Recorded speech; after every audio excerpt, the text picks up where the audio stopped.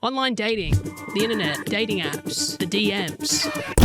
People are saying it's a clown world out there, and it truly is. It truly is. We got men paying millions of dollars to get matches, women be posting tutorial videos on how to do Hinge ultra shortcuts. The general consensus seems like the thing that used to be this revolutionary, new, convenient way to find love, to get pussy, once revered, is now useless, bad, pay to win. And the touch-starved masses are now more so touch-starved and moments away from getting a gun and killing a woman.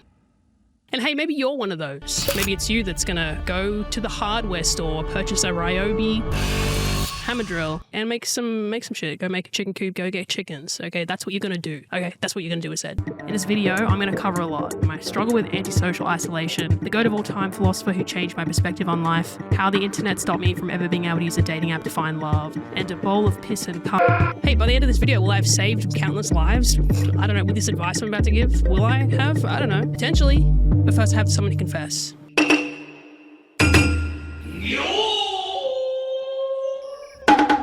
I've been playing a lot of the 1997 Age of Empires lately, which really is a game that answers the question, what would the world be like without women or minorities? I played a lot of AoE Gold Edition growing up. As a kid that spent a lot of time alone and unsupervised, obviously, I unironically found a sense of community on 8-player Border Patrol. It was just me and 7 bots on easiest because I have brain damage. I took it really easy with my little township, and I never learned any strats because I didn't have anyone around to tell me that I was playing like adult. So me and the boys would just slowly build our empires for hours until I felt that it was time to send a big daddy in to end the game, end their suffering. I love that janky game so much, with its shitty AI and the shitty pathfinding. It was an escape, I think, from that world and the environment that I didn't have any control over. It felt like a little slice of heaven for me. Darwin. So I would always return to me and my little guys, just that little town center, immaculately concepting together, building a little civilization, a little empire, if you will. Just lonely little April clucks in a dimly lit computer room, playing alone. An orchestra. I've gone into this in my previous videos, but a lot of my life was spent alone, just on the computer, and not learning about the world around me. I was spiritually Amish, but instead of building barns, I was on the computer, as previously mentioned. I couldn't read an analog clock for a really long time for some reason, or point to anything on a map. I didn't know where anything was for a very long time, but I had this wealth of knowledge, like so much fucking knowledge of all this insane shit that has not served any purpose in my life up until maybe now. I developed a persisting fear of the paranormal because of ghost EVP websites. I grew a very strange and dangerous interest in porn, which took up until now, again, for me to wash myself clean of that. And I absolutely decimated my digital footprint. Fully unfettered, fully unsupervised internet access, unregulated knowledge acquisition. Who knows what the truth is? I don't fucking know. I don't know what's real. What's real? It's what I decide is real. What comes first? Are you a schizoid because you spent so much time alone on the internet? Or does a schizoid do that? Who knows? As a child, my flesh sat fermenting fully uninterrupted in a chair. At the same time, I was also making a lot of friends with a vast array of people that I wouldn't have connected with otherwise, but my sense of community was very localized to being on the internet. And if you can imagine what that would do to a young Australian gal, it stunted my growth. I failed to launch in high school and find myself increasingly isolated and weird and lacking those fundamental, social building blocks that you're meant to experience as a kid. I did not have that. I was building a framework and idea of what the world was through this really bizarre lens of just being online. And I'm sure a lot of people watching this probably relate to that. I'd be behooved. Is that a word? I'd be behooved. Something. If the people that are watching this video also do not relate to that, I would say probably a lot of you relate to that. It was just this double-edged sword of, I don't know, like not quote unquote, to simplify it, not fitting in, but also having access to this whole new metaverse where your needs can be met, your needs, your interests as a child growing up, developing. We had access to that, and it's not all bad, but it's important to know, I think, what that's done to us. Ring ring hello. This video is sponsored by Raycon. Mother's Day's coming up, and all your precious darling mummy wants to do is kick her sore feet back in the Herman Miller Eames with some kratom and the latest episode of JRE. But your debt maxing and talking to cashiers makes you uncomfortable. Ugh. Keep calm, brother. Raycon has you sorted. Why not treat her like she deserves with the everyday earbuds from Raycon? With the everyday earbuds, comfort is right there in your holes.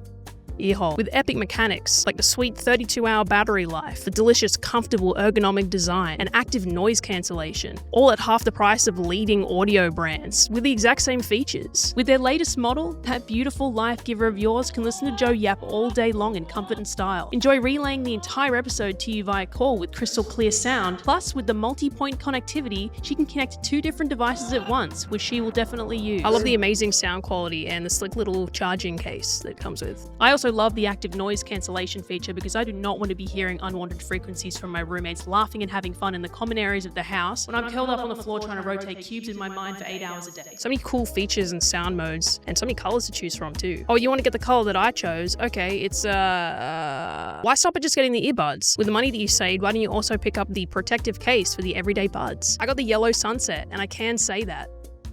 Look at this drippy case. Drippy. The features included are wireless charging and a very drippy lanyard. Yeah, lanyards are cool and we're bringing them back. Why don't you scamper on over to buyraycon.com/clucks and enjoy 20% off site-wide. And tell your mum I said I love you. Thank you to Raycon for sponsoring this video. The link's in the description if you'd like to check them out. Now you got a date to get back to you, brother. Come on, get out of here. Und was meinen Sie, wenn Sie zweitens davon sprechen, dass größer als die Gefahr der Atombombe für die heutige Menschheit das Gesetz der Technik ist? Ja, zunächst ist zu sagen, dass ich nicht gegen die Technik. Ich habe nie gegen die Technik gesprochen, auch nicht. Go to the bathroom! You're shitting yourself! Not yet. Über das sogenannte Dämonische der Technik. Nikki is actually a robot. Would you like to form a bond with me? I don't care. Ist abzusehen, als ob ich gegen die Technik sei. Ganz im Gegenteil. Ich sehe in der Technik, in ihrem Wesen nämlich, dass der Mensch unter einer Macht steht, die ihn herausfordert und der gegenüber er nicht mehr frei ist. I am going to talk about dating, but just 1 second. Okay, we do need to talk about the 20th century. We're going to talk about, just really quickly, we're going to talk about the 20th century philosopher Martin Heidegger. Martin Heidegger, he stated there was a very important difference between the concepts of the world and the concepts of the earth. Understanding the difference between the 2 separate entities and the way in which your life is determined by their influence on you is a key to living authentically, aka not being secretly psyoped by shit that you aren't even aware is happening. Much about us isn't, of course, very free. We are, in Heidegger's unusual formulation, thrown into the world at the start of our lives. Thrown into a particular and narrow social milieu, surrounded by rigid attitudes, archaic prejudices, and practical necessities not of our own making. We need to grasp our psychological, social, and professional provincialism, and then rise above it to a more universal perspective. The way in which he does this is to create a theory of what human existence is, and he calls this human existence Dasein. Human being. What is it like to be a human being? Dasein is human being in the world. It is finite, it is contingent, it is uncertain, it is a collection of psychic states like worry, guilt, anxiety, and this constellation of human qualities or human entities is not like anything else in the world. It is the way in which, or the vehicle in which, the matrix in which being is disclosed to us. In other words, you can only find out what being is from the perspective or in the way that a human being finds out about what being is, and that's by being a human being.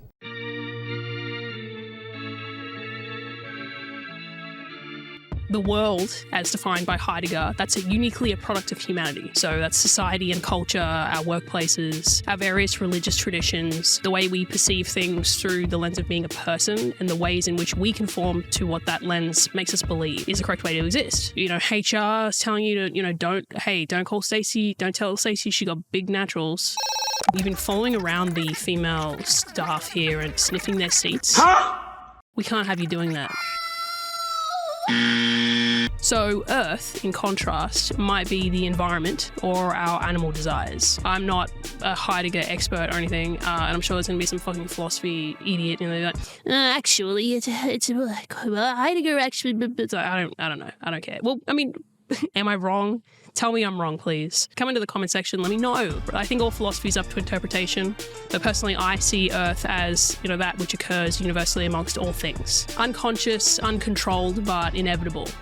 Hunger, sex, fear, self-preservation, anxiety, rivers, forests. Without society or culture, these things will still exist. Those are inherent. So the world can be exited. You can be out in nature, going for a hike, forgetting about the meeting with HR where they told you to stop sniffing women's seats. In those moments when the noise of brain rot and coworker memes and coworker music is fading away, you're able to be self-reflective. So you're able to be aware of who you are without those things. You get to mull over your problems and seek your own solutions. Think about your feelings and what mood you're in. Ponder about your inspirations, be creative. Do things that you want to do and not things that you've been told that you need to be doing. You can be authentic. The way I see it, 21st century has nothing to offer me. It's absolute hell every single second. Just avoid the 21st century, just completely get it out of the picture entirely. I'm doing a good thing. What about the modern age? So when I was young and growing up and experiencing the world, we all get caught up in the world. My world was the internet. No knowledge of the world around me except for the world that I was participating in, which was Newgrounds, Mongolian basket weaving forums, online games. That was what I was filling my perception of the world with. And there was a world that existed before that. There was so much more to the world that I didn't know, and I didn't care to know. I couldn't bother with that. The idea of watching movies or reading books, going to watch theatre or reading about history, reading about art history, learning about art, learning about psychology, the way people's minds worked. I mean, science has always been interesting. The space is cool. But nothing that was outside of the interest that the internet generated for me as a child was worthwhile to me. I don't know. You can't convince someone to be into something. I don't know. Maybe this video is not going to have the effect that I wanted on you, but hopefully it does. Maybe it will. But jumping forward in time now to an adult and semi-functioning April, I realized that I wanted friends and community and to connect with others, but found that very grating and difficult. It's like, oh my God, what? Why don't people like me? Why do I not like them? We have nothing in common. For some reason, they don't like manga and Mongolian basket weaving forums and calling people racist on Facebook. I don't know why, but people didn't like that. Then I realized that I needed that. That's got to come from me, that change. It's not them. That's me. You're like, oh shit, okay, well, I think eventually I'm gonna find my people. You probably have that in your, maybe you got that in your head. You're like, yeah, I'll find my people. I'll find my people, and that extends out to like, I'll find. Well, it's if I don't get along with women, it's because women are wrong. That's because women are wrong. Actually, it's their fault. I'm fine. I've got so many cool references that I know, dude. You see my reaction image folder? Okay, it's huge. It's huge. We got Costanza doing everything in that folder, okay? And if a woman doesn't want that, she can't handle me in my 2 terabyte Costanza reaction image folder, all right? She doesn't deserve my millions. I think I genuinely believed something close to that, which was that I had this great, cool, fun, funny wealth of knowledge, and that if others didn't like that, which was all I was provide. I mean, I didn't have any skill in communicating and connecting with people, that was it. Then, well, others are wrong. Other people are wrong, I believe. Not me. I'm cool. Wait. Maybe I need to change.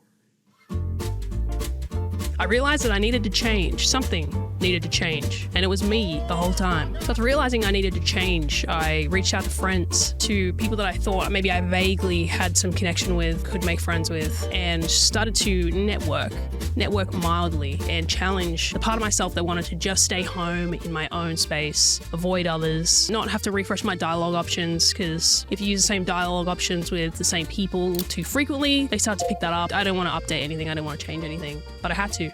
And I started to. I challenged myself because that old way of living wasn't making me happy. It was making me feel incredibly empty and bleak and furthering myself into bad habits, terrible habits. If there's a part of yourself that is, taboo or hidden away or negative, you wear that. You carry that burden, and then it's quite hard to connect with people because you are inside. You feel like a freak alien that's like doing weird shit, and every part of you wants to connect and communicate and be honest and open with people. You don't need to be fully honest, but to bring it back to Age of Empires, this is my friend Jara. What do they say? Who was also making funny, stupid little videos. And we were hanging out and, just fucking around. And I ended up moving in up to Sydney with him. And I was like, hey, dude, Age of Empires, right? Let's fucking land. Let's land Age of Empires. It's going to be so sick. I'm going to have so much fun. It's got so much nostalgia value for me. And it's just like a chill, like relaxing game, dude. I'm going to have a great time. And lo and behold, I'm setting up farms. I'm building houses and shit. I'm relaxing. Bro comes in with a tower strat, cleans me out. Destroys everything. Tower. I'm always crying because this way of playing Age of Empires, this game that I thought I had maxed out, that would bring me joy and utter pleasure.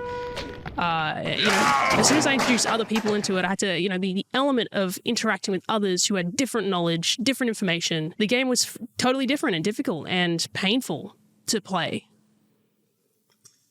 And I didn't play Age of Empires again for many years. The term or concept persona. You are quite different from what you appear to be in public. And so when he's a professor, he's also supposed to behave in a certain way so that it is plausible that he is a professor, that is forced upon him by society. If you are struggling to fit in to society, if you are like me, like I was, still am, because a lot of that is deeply ingrained, you might be looking to adopt a persona. And on the other side, it is a compromise with what one likes to be, or as one likes to appear.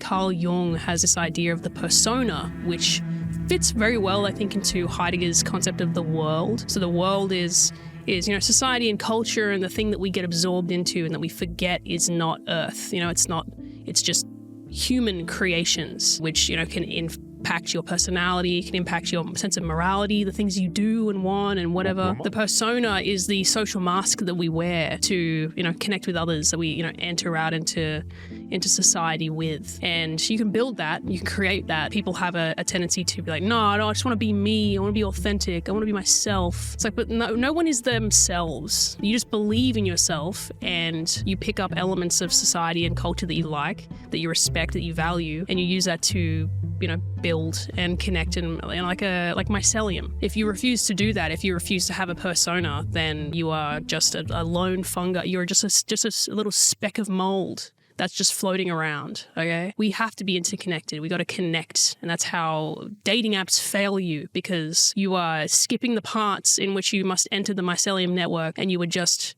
putting yourself in front of some fucking 21-year-old and be like, hey, I said the N-word on Facebook. Hey, I said the N-word on Facebook, and I think it's really funny. I listen to this podcast and the guy says the N-word and it's really funny. Yeah, I watch Only Plays on YouTube. I used to watch Rooster Teeth a lot, and I think that they did nothing wrong. He did nothing wrong.